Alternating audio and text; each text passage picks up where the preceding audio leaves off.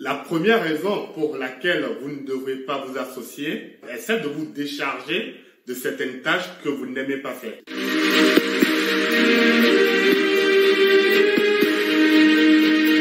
Bonjour et bienvenue sur notre chaîne Entreprenons Ensemble.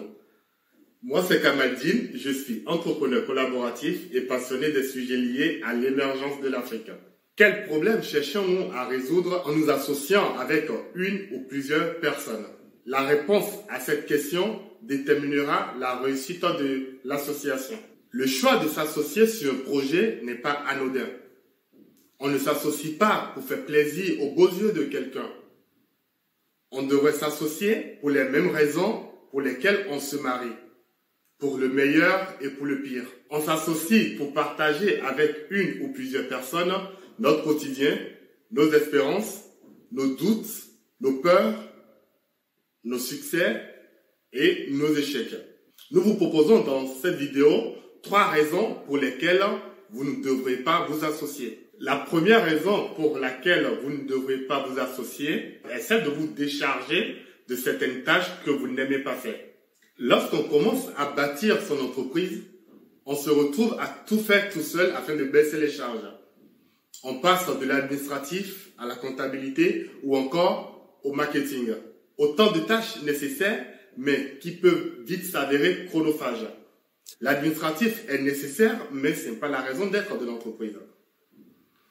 Tenir une bonne comptabilité est primordial pour le développement de votre entreprise, mais le client, ce n'est pas son problème.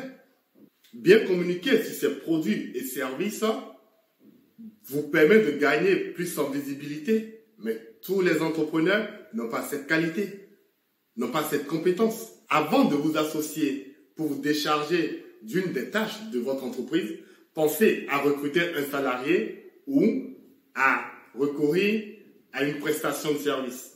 S'associer pour briser la solitude. Qu'est-ce qu'on peut s'y sentir seul lorsqu'on entreprend? Seul à prendre des décisions. Seul à définir la stratégie de développement de l'entreprise.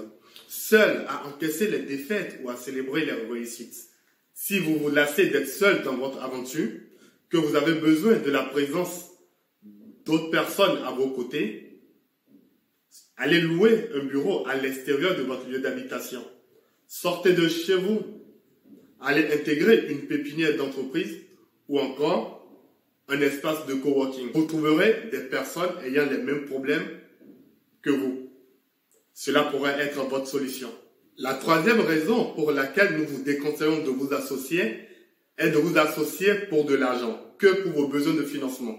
D'après une enquête réalisée auprès d'une centaine de dirigeants, l'apport financier est moins important dans les bénéfices d'une association. On a posé à près de 125 dirigeants cette question. Quel est selon vous le bénéfice principal de l'association? 83% des questionnés ont répondu la complémentarité des compétences. 7% disent s'associer, c'est un moyen d'aller plus vite. Seulement 6% disent que s'associer, l'apport financier est plus important dans l'association.